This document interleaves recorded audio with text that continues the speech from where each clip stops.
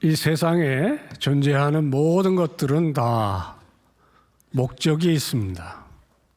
마이크가 없으면 아마 제가 한 5분, 10분도 여러분들에게 목소리를 제대로 전달하지 못할 것 같습니다. 강대상이 없으면 제가 성경과 설교 노트를 들고 조금 힘들게 설교를 하게 될 것 같습니다. 마이크 뒤에 세운 사람도 오직 하나님의 말씀만 전달하라고 이 자리에 세운 것이라고 저는 믿습니다. 우리가 살아가는 데는 다 이유와 목적이 있게 마련입니다. 마이크나 강대상이나 죽은 사물도 그와 같이 목적이 있는데 하나님의 형상으로 지음을 받은 하나님의 자녀들이 이 세상에 사는 이유가 분명히 있을 것입니다. 학교에서 학생들을 지도하다가 보면 가장 많이 상담해오는 제목도 내가 왜 살아야 하는지, 무엇을 하면서 살아가야 되는지 그에 준하는 질문들이었습니다. 여러분들은 이 시간도 주님께서 주신 삶의 이유와 목적을 붙들고 이 자리에 나오셨고 또 오늘 이 말씀을 통해서 더욱 격려를 받아서 끝까지 그 삶의 이유를 향해서 매진하시는 귀한 분들이라고 믿습니다. 제가 학교에서 근무를 할 동안 저 나름대로 세운 한 규칙이 있었습니다. 제 연구실의 문을 열어놓고 있자는 것이었습니다. 연구실의 문을 열어놓은 이유는 딱 하나입니다. 모처럼 학생들이 질문을 하거나 뭘 물어보러 올 때 닫힌 문을 두드리지 않고 그냥 편하게 들어오도록 하려는 것이었습니다. 문을 열고 있으면 학생보다는 물건을 팔러 오시는 분들이 훨씬 많이 오세요. 야구르트도 팔러 오시고 책 팔러 오는 사람들도 옛날엔 참 많았었습니다. 제일 버거운 상대는 보험을 팔러 오시는 분들이었습니다. 어찌나 말씀들을 잘하시고 설득력이 있을 뿐만 아니라 집요해요. 그래서 뭔가 제가 원하는 답을 할 때까지는 저를 놓지 않습니다. 그래도 학생들을 위해서 문을 열어놓는 것이 옳다고 생각을 했었습니다. 학생들만 찾아오는 것은 또 아니더라고요. 한 번은 총신대학교에서 아마도 키가 제일 큰 친구였을 겁니다. 키가 2m에서 조금 모자라고 몸무게는 당연히 100kg이 넘고요. 또 피부도 시커매서 얼핏 보면 좀 위협적으로 보이는 친구입니다. 저희 학교에서 영어를 가르치는 원어민 강사였습니다.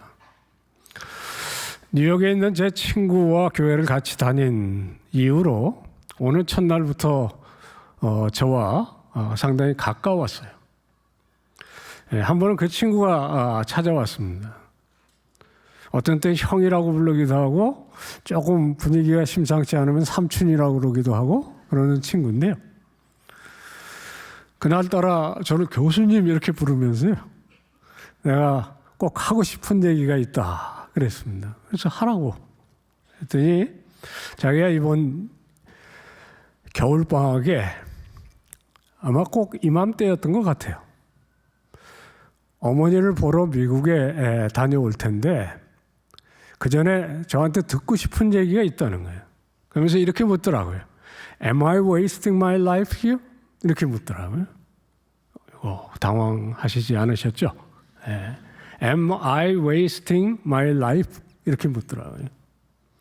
내가 여기서 내 인생을 낭비하는 것 같이 보이냐? 그렇게 묻는 거죠.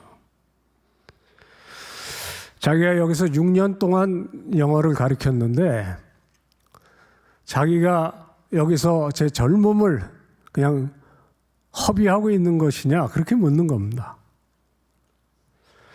제가 답이 생각나기보다 엄청 부러웠습니다. 왜냐하면 저는 그렇게 못 물을 것 같아서 그랬습니다. 저 같으면 am I 이렇게 시작하는 것이 아니고 did I 이렇게 시작해야 됐어요. 그런 나이였습니다. 사실 저는 학교 생활을 하면서 목회를 했었어야 되는데 학교 교단에서 시간을 너무 많이 보내고 있는 것이 아닐까 하는 고민을 줄곧 했었습니다. 또 점점 나이가 들수록 내가 정말 내 인생을 낭비하고 있는 것이 아닌가 걱정이 적지 않게 됐었습니다. 그래서 제가 그렇게 질문할 수 있을 땐 너무 행복한 거다. 내가 보기에는 낭비가 아니라 정말 학생들이 좋아하고 또 열정적으로 가르치고 그만큼 열매도 있고 또 주일에는 교회 봉사도 열심히 하고 낭비하는 건 아닌 것 같다. 그러니까 미국에 돌아가서 더 좋은 부르심이 있으면 거기서 그 부르심에 따르고 그렇지 않으면 내가 보기에 절대로 낭비하는 중이 아니니까 돌아와서 같이 있었으면 좋겠다. 뭐 그 이야기 덕분인지 하여튼 돌아왔어요. 그래서 그 학기도 저하고 잘 지냈습니다. 여러분들은 이 시간 우리 친구의 표현처럼 과연 내가 이 시간 아니면 내 인생의 이 아름다운 시기, 청년의 시기를 낭비하고 있는 중이 아닌가 물음이 들려오지 않으신가요? 1647년에 우리 장로교회 선조들이 정말 명품이라고 부를 수 있는 신앙 고백서를 썼습니다. 미국의 런던 중심부에 있는 웨스트민스터 교회에 모여서 이 문서를 썼기 때문에 웨스트민스터 신앙 고백서라고 부르는데 이 문서의 내용을 어린 아이들에게도 가르치고 싶어서 그 내용을 쪼려서 소요리 문답이라는 것을 만들었습니다. 잘 아시는 문답이세요. 107문으로 되어 있는데 첫째 문장이 정말 명문입니다. 사람의 제일 되는 목적이 무엇이냐? 그리고 바로 답이 있습니다. 사람의 제일 되는 목적은 하나님을 영화롭게 하는 것과 그를 영원히 즐거워하는 것이니라. 사람의 제일 되는 목적이 무엇입니까? 오늘 길거리에서 물으면 말은 하지 않을지라도 잘 먹고 잘 살다가 아프지 않고 죽는 것이다 라고 할지 몰라요. 그러니까 이 문답은 명문입니다. 사람이 살아가는 이유는 첫째는 하나님을 영화롭게 하는 것, 둘째는 그를 영원히 즐거워하는 것이라. 우리 성도님들이 한 마음으로 고백하고 그 이유를 붙잡고 이 시간에 계신 것입니다. 이 신앙 고백은 어느 위대한 신학자의 머리에서 나온 것은 분명히 아닙니다. 오늘 우리가 한 목소리를 읽은 고린도전서 10장 31절 유명한 말씀입니다. 먹든지 마시든지 무엇을 하든지 하나님의 영광을 위해서 산다. 창세기로부터 요한계시록 끝절까지 관통하는 성경의 가장 중요한 진리인 것입니다. 우리가 이 자리에 예배하러 나왔고 또 내일 아침부터 토요일 저녁까지 내가 무엇을 하든지 살아가는 이유는 우리 창조주 하나님을 영화롭게 하고 그가 내가 죄인 되었을 때 나를 버리지 않고 구원하셔서 하나님의 딸과 아들 삼으셨기 때문에 그를 찬양하고 그를 즐거워하며 그를 위해 살아가는 것이라. 오늘 말씀은 고린도전서 10장 말씀과 또 우리 앞서간 신앙의 선배들의 고백과 성경 여러 구조를 통해서 정말 우리의 사는 이유를 다시 한번 나누고 찬양하고 돌아갔으면 좋겠습니다. 하나님을 영화롭게 해야 되는 이유는 첫째, 그가 창조주이시고, 더 귀한 것은 그가 우리를 죄인 되었을 때 구하시고자 이 세상에 십자가를 지러 오셨고 죽으시고 부활하셔서 우리의 구주가 되셨다는 성경의 핵심 진리입니다. 요한계시록 4장 11절에 가면 우리들이 마지막 날 하늘 보좌에 모여서 이와 같이 오고 오는 모든 세대의 성도들과 천군 천사와 함께 찬양을 드리면서 부를 위대한 찬송가가 하나 소개되어 있습니다. 그 찬송이 이렇게 시작합니다. 우리 주 하나님이여, 영광과 존귀와 권능을 받으시기에 합당하시오니 주께서 만물을 지으신지라. 그리고 거기서 몇 절 내려가면 5장 중간에는 죽임을 당하신 어린 양, 영광, 찬송, 존귀, 힘, 능력을 받으시기에 합당하시오니. 잘 아시듯이 요한계시록은 성경 전체의 요약이자 또 그 마지막 찬송은 우리들의 영원한 찬송의 제목이 될 것입니다. 우리가 아까 십자가를 화면에서 바라보면서 영광, 영광, 우리를 부르셔서 우리를 구속하신 주님을 찬양했는데, 이 내용이 바로 우리 선조들의 신앙 고백이고 여러분과 저의 신앙 고백인 줄로 믿습니다. 이것은 단지 신앙 고백 안에 나오는 교리가 아니지 않습니까?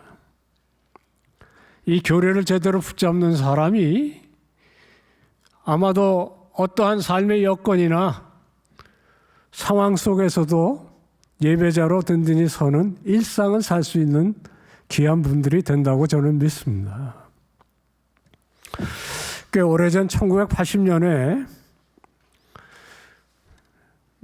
하나님께서 은혜를 주셔서 미국에 공부를 하러 갈 수 있었습니다. 어려운 시절이었기 때문에 변변히 준비가 안 된 가운데 가서 공부를 해낼 수 있을지 많이 두려웠습니다. 그래서 가능한 한 학교에서 교과서로 쓰는 책들을 모아서 열심히 읽고 가면서 꼭 배우고 싶은 분이 한 분 계셨습니다. 그분을 제가 도서관에서 첫 주일에 만났어요. 아깝게도 은퇴를 하셔서 교실에서 만날 수 없었는데 인근 교회에서 특강을 하시는 일이 있어서 정말 제일 먼저 제일 앞자리에 가서 오매불만 기다리고 있었어요.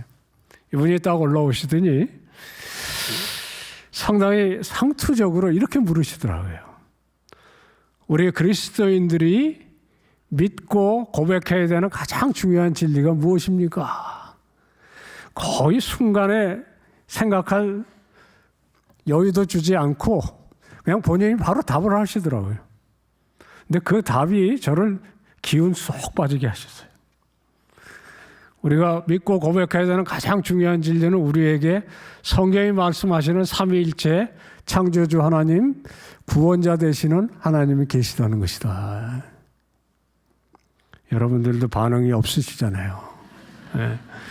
저는 기운이 막 쑥 다 빠졌어요.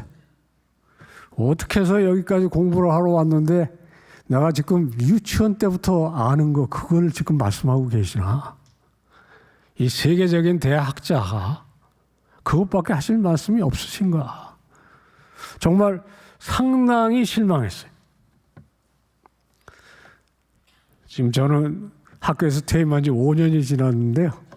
지금 새내기 학생이 와서 이 근본적인 질문을 저한테 하면 전 똑같이 대답했을 것 같아요.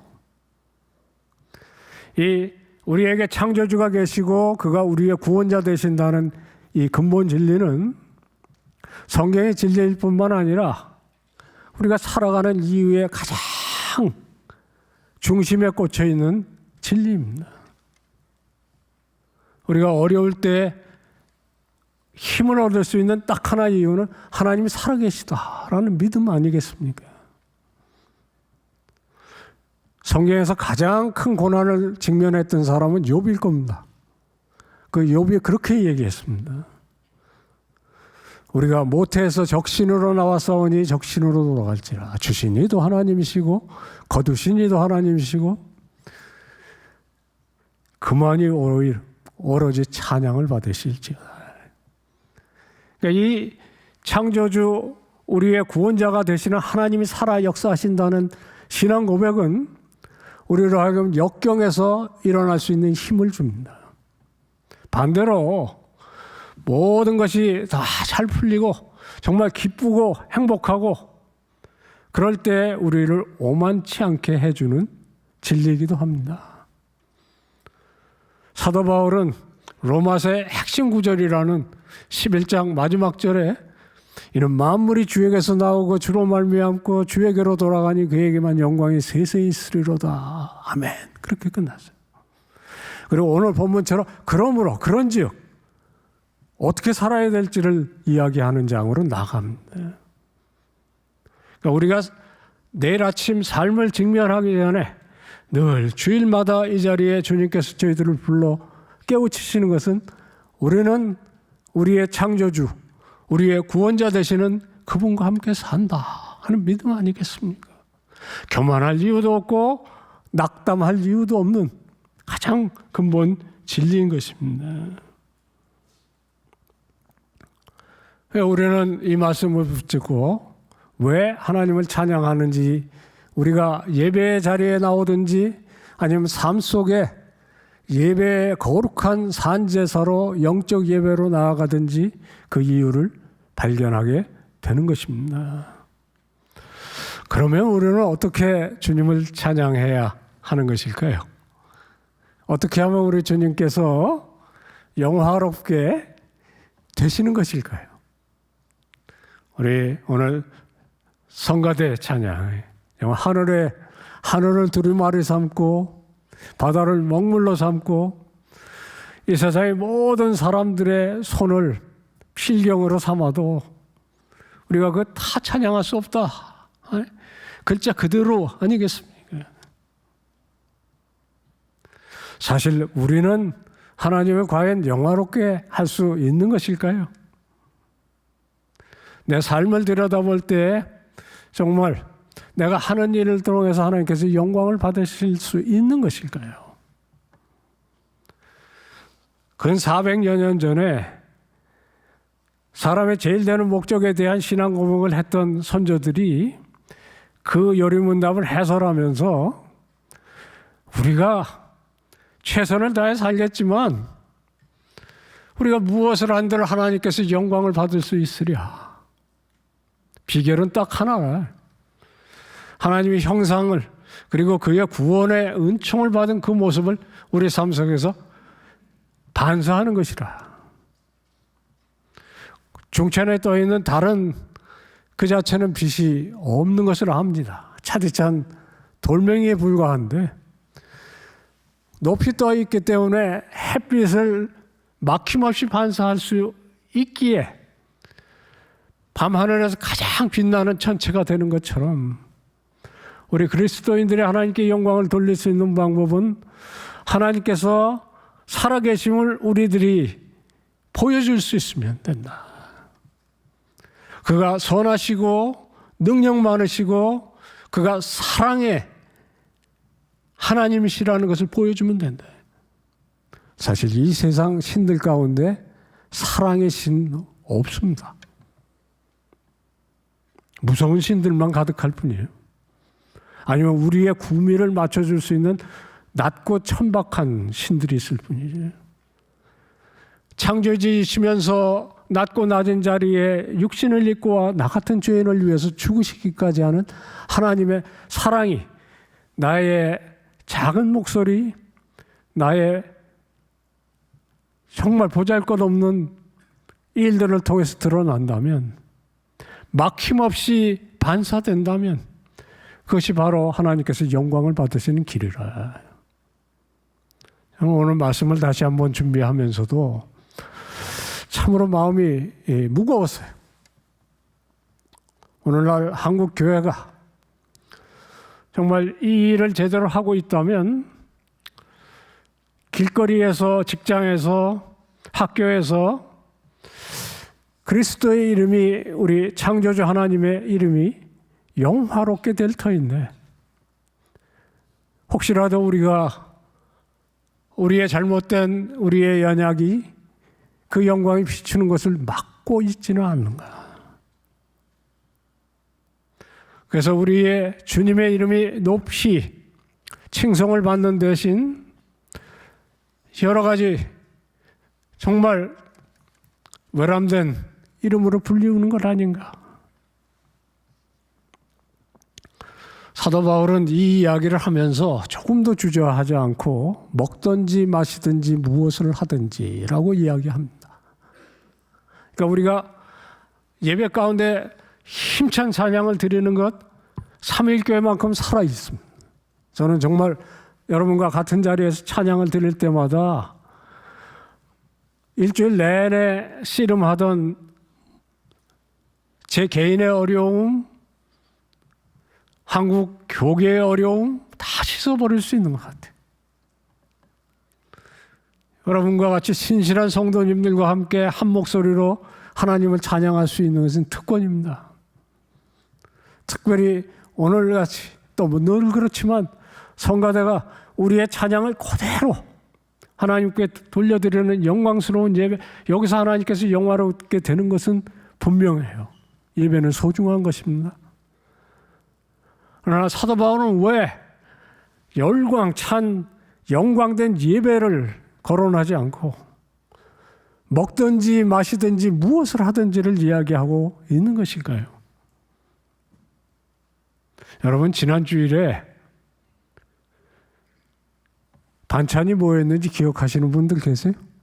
물을 몇 잔이나 마셨는지 컵에다가 세어가시면서 드신 분은 없으시라고 생각해요. 요즘 교회에서 점심을 안 줘서 잘 모르시는 모양인데, 우리가 어디서 뭘 먹든지 그거 염두에 두지 않습니다. 왜냐하면 일상이니까요. 생각하지 않아도 저절로 하는 것이고, 또 그 가운데서 큰 의미를 부여하지 않지만 우리가 살아가는데 가장 중요한 일이 먹든지 마시든지 무엇을 하든지, 특별히 무엇을 하든지에 여러분들이 채워 넣으실 수 있는 거죠. 학생이면 공부, 연구, 직장생활, 가정 살림. 한 번은 제 친구들이 이것을 좀 체계화해서 책을 써보려고 책 쓰는 프로젝트를 진행하다가 한 사람이 이걸 좀 구체화시키기 위해서 우리 살아있는 토론을 해야 되는데 자기가 토론 제목을 내겠다 그랬어요. 이 친구 제안한 제안이 이거예요. 고스톱을 치면서 하나님께서 영광을 받으시는 방법을 찾자 이었습니다. 뭐 여러 번 설교 때마다 많이 쓰는 지예요. 고스톱 모르시죠? 그 아슬아슬한 인성이 그대로 드러나기 쉬운 장에서 하나님의 영광을 위해서 하는 방법을 찾아낼 수만 있으면 뭐 직장 생활에서든지 인간 관계 속에서든지 가정 살림 속에서 하나님의 영광을 위해서 사는 방법을 쉽게 찾을 수 있으리라는 거죠. 그래서 저희들이 모두 다 흔쾌히 동의하고 열심히 토론을 했어요. 뭐 여러분들도 금방 제안할 수 있는 게 있을 거예요. 어떻게 하면 고스톱판이 영광을 하나님께 돌리는 판이 될 수 있는지. 첫째는 판돈에 욕심을 내지 말자였어요. 따는 사람은 무조건 11조 이상 헌금한다. 남에게 바가지 씌울 꿈에도 꾸지 마라. 진짜 압권은 이거였습니다. 시작할 때 통성기도로 시작한다. 마칠 때는 반드시 주기도문으로 패야 한다. 우리도 웃었어요. 그러나 그 안에 강한 찔림은 있었습니다. 아침에 새벽 기도로 시작해서 저녁에 돌아와서 주님 하루의 은혜를 감사하고, 그러나 연약한 것 용서하시고 내일 새 생명 주시면 다시 한번 힘차게 살겠습니다. 중요해요. 그러나 진짜 중요한 것은 아침 기도와 저녁 마친 기도 사이에 뭐를 했느냐가 중요한 건 아니겠습니까? 제가 어쩌다가 기업에 불려가서 시무식 예배를 인도한 적이 여러 번 있는데, 그 시무식 예배 중요하고 정무식 중요하지만 회장님, 진짜 중요한 것은 시무식 예배하고 정무식 사이에 이 기업이 뭐를 했느냐가 아니겠습니까? 회장님 단독으로 말씀드렸어요. 그랬더니 그 회장님 저 다시는 안 부르시더라고요. 이걸 일상의 영성이라고 부르는 겁니다. 월요일부터 토요일까지 우리는 무엇을 하고 사느냐. 우리는 구원받기 위해서 예수를 믿는 사람들 아닙니다. 이미 우리 3일의 자매들, 형제들은 나를 창조하신 하나님과 구원자 되신 예수 그리스도와 이 자리에 함께 하시는 성령님의 그 따뜻함을 매 순간 느끼면서 살아가는데, 그러면 나는 무엇을 위해서 어떻게 살 것인가? 아마도 늘 씨름하는 가운데 계실 것이고, 오늘 이 말씀 가운데 뭐 특별한 일을 해야 되는 것이 아니라 내가 하는 일을 성령의 능력으로 신실하게 하는 것이라 하는 깨우침을 얻으시기를 주님의 이름으로 축원드립니다. C.S. 루이스는 전시의 학문이라고요. 영광의 이 설교집 속에서 그렇게 썼어요. 자기는 영문학을 가리키는 것이 구원받으면 안 해야 될 일이라고 생각했는데 그렇지 않더라는 거죠. 여러분들의 부르심이 무엇이든지 하나님을 영화롭게 하시는 귀한 자리로 나가시는 여러분들의 일상 되어지기를 축원합니다. 시간이 많이 가서 뒷부분에 그가 우리들을 어떤 사랑으로 사랑하시고 또 우리들에게 즐거움을 주셨는지 간단하게만 증언하도록 하겠습니다. 우리 신앙의 선조들이 그를 영화롭게 하는 것, 그리고 그를 영원히 즐겁게 여기는 것, 그를 영원히 즐거워하는 것이라. 우리가 보통 하나님의 영광을 위해서 산다. 그것도 먹든지 마시든지 주일 1시간 예배 우리가 드릴 수 있어요. 그러나 그것이 연장이 되어서 우리들의 삶의 모든 부분에서 주의 영광을 위해서 살아간다는 것이 얼마나 힘들겠어요. 이 단기 선교 힘든 일입니다. 또 주일학교 봉사, 성가대 봉사, 무슨 일을 하든지 우리 먹고 사는 일보다 더 해야 되는 거니까 힘들어요. 그럼에도 불구하고 주님의 영광을 위해서 살아가는 삶이 힘드는 것이 아니라, 그래서 짐이 되는 것이 아니라 우리들에게 힘과 용기와 생기를 불어넣는 것이라는 것이 우리 신앙 선조들의 고백입니다. 사실 우리들의 신앙생활은 우리들이 살아가는 생생한 실천적인 이유와 힘이 됩니다. 신앙생활은 즐거움입니다. 즐겁지 않은 사람이 이 자리에 나와서 힘차게 찬양 안 하듯이 우리들이 하나님을 영화롭게 하는 삶이 매 순간 즐거움이 되는 것입니다. 그 근원에는 우리를 먼저 즐거워하신 주님이 계시기 때문입니다. 여러분들이 잘 아시는 스바냐의 그 유머, 여호와 하나님께서 우리 가운데 계시니 그가 우리를 즐거워하네, 기뻐하고 즐거워하네. 그 말씀이 아마 통해서인지 하박국 선지자는 정말 하박국 선지자의 글들은 언제까지 이 고난이 역경이 계속돼야 합니까? 이렇게 시작한 사람인데 하박국서 맨 마지막 두세 절은 여러분들이 잘 아시는 대로 찬양으로 끝납니다. 비록 무화과 나무에 열매 없고 포도나무에 열매 없고 들에는 곡식이 없고 외양간에 송아지 없고 아무것도 없어도 난 여호와로 즐거워하고 즐거워한다. 이것이 우리 신앙생활의 앞뒷면 아니겠습니까? 우리 주님은 우리를 부려먹기 위해서 부른 이방 신과 같지 않으십니다. 사실 여러분들이 한번 머릿속에 되새겨 보십시오. 그것이 그리스의 어마무시한 신들이든 동양의 귀신들이건 결국엔 신들은 사람을 만들거나 사람을 부르면 부려먹기 위한 얘기로 끝납니다. 우리 하나님은 우리를 자녀 삼으시고 우리를 잡아안기 위해서 십자가를 지셨을 뿐만 아니라 이 시간도 이 말씀을 통해서 그의 사랑을 증언하시고 그 사랑이 우리들의 마음속에 감동되기를 원하시는 거거든요. 그리고 더 놀라운 것은 성령께서 우리를 거룩하게 만드셔서 그의 모양으로 빚어가신다는 거예요. 이게 이제 무슨 뜻이냐면요.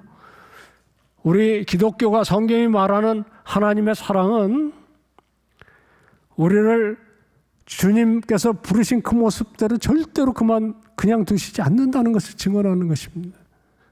이 어려운 말로 그걸 성화의 교리라고 불러요. 우리는 마침내 주님을 사랑하는 모습으로 변해갈 것입니다. 우리는 소모품이 아닙니다. 우리는 주님께서 교회 일을 하고 그리고 하나님의 영광을 위해서 이 세상에서 하얗게 소모되기를 그런 존재가 아닙니다. 우리들이 장차 부활하고 주님의 보좌에 영원토록 있을 그 비전을 바라볼 때 우리들 마음 가운데 이 즐거움이 무엇인지를 알게 되는 것이 아니겠습니까? 제 영국 친구가 한 번은 자기는 이 신앙 고백이 너무 좋은데 우리 선조들이 뒷부분을 다른 단어 써서 쓰면 좋을 걸 이런 얘기를 해요. 그래서 왜 그러냐 그랬더니 이게 영어로 앞부분은 glorify him, 그 뒤는 enjoy him forever 이렇게 끝납니다. 자기는 이 enjoy가 걸린대요. 그래서 왜 걸리냐 그랬더니 자기는 enjoy 그럼 그 다음에 바로 반사적으로 자동적으로 코카콜라가 떠오른대요. 네. 코카콜라 통 시뻘건데 이렇게 보면 가로로 enjoy 코카콜라 이렇게 써 있거든요. 자기가 코카콜라 너무너무 좋아해가지고 enjoy 그러면 자동적으로 코카콜라. 제가 웃었어요. 야, 우리가 번역을 했지만 우리 신앙 고백이 정말 이 신앙 고백의 핵심을 찌르고 그리고 그 본질을 제대로 붙잡았다 그런 생각이 저절로 드는 거예요. 우리는 즐거워함이라고 번역하고 있거든요. 우리는 하나님을 코카콜라처럼 즐겁게 마시지 않습니다. 하나님 사용하는 사람들이 아닙니다. 우리는 하나님을 즐거워합니다. 마치 우리의 창조주 구원자 되신 그 주님께서 우리를 즐거워하시듯이요. 이 자리가 즐거움의 자리입니다. 주님의 말씀이 증언될 때 우리 마음속에 우리의 영이 화답하면서 즐거워하지 않습니까? 우리가 찬양할 때 비록 우리의 발이 땅에 닿아 있지만 우리의 비전이 하나님 나라를 향해서 열리지 않으시던가요? 그게 즐거움입니다. 이 자리에 그 즐거움으로 가득한 것을 저는 봅니다. 우리 주님께서 즐거워하시고 우리의 영이 성령님과 함께 즐거워하는 것입니다. 이것이 삶의 이유입니다. 이 말씀 마지막으로 드리고 말씀 맺으려고 합니다. 아까 이야기했던 그 큰 친구 이름이 마크 호기입니다. 호기는 지금 우리 주님과 함께 있습니다. 2012년에 저희 누님이 돌아가셔서 장례를 제가 드리고 있는데 학교에서 갑자기 전화가 왔어요. 빨리 오라고. 왜 그러냐 그랬더니 마크가 죽었다. 그 뜨거운 여름에 강남 고수부지에서 사랑의 교회 청년들과 자전거를 타다가 넘어졌는데 넘어지고 1, 2분 안에 하나님께서 불러가신 거예요. 37살이었습니다. 제가 저희 누님 묻어드리고 이틀 후에 우리 친구, 단지에 당겨온 친구의 이 죄를 제 손으로 땅에 묻어줬어요. 지금도 호기를 생각할 때마다 들려와요. Am I wasting my life? 예. 저는 속으로 Did I? 이렇게 묻습니다. 우리 사랑하는 3일의 귀한 성도님들, 지금도 여러분들은 이 시간을 낭비하고 계시지 않습니다. 우리 주님께서 영광을 받으시는 삶의 이유를 붙들고 계시기 때문입니다. 그 귀한 소명의 자리로 끝까지 나아가시다가 우리가 다 함께 주님의 보좌 둘러서서 함께 찬양 부르는 날을 꿈꾸시기를 주님의 이름으로 축원합니다. 다 일어나서 우리 찬양하고 마치겠습니다.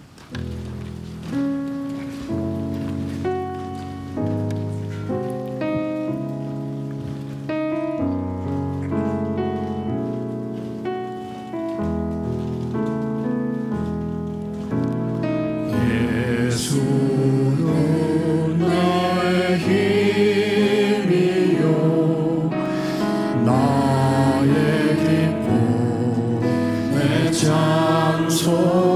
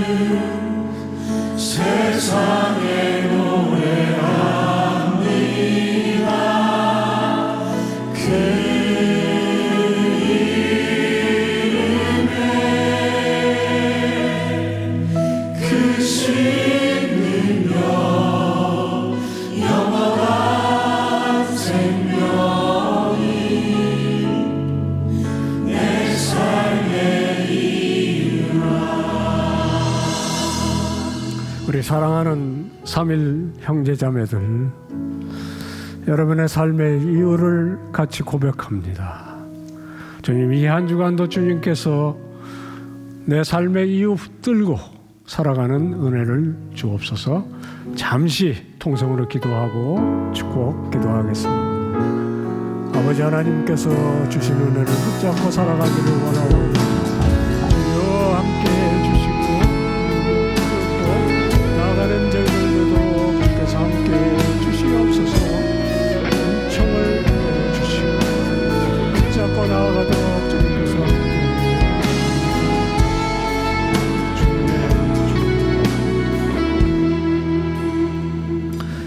이제는 우리 주 예수 그리스도의 구속하신 은총과 우리를 사랑하사 우리의 삶의 이유를 주시기 위하여 독생자를 우리 대신 화목제물로 삼으신 하나님의 넓고도 크신 사랑과 이 자리에 함께 계셔 늘 동행하며 우리들이 하는 모든 일 가운데 영광 받으시고 우리를 기쁨으로 인도하시는 성령님의 감동 교통하심이 함께 예배드리는 우리 3일의 모든 형제들 위해, 가정 위에, 일터 위에, 자녀들 위해 영원토록 함께 있을지어다.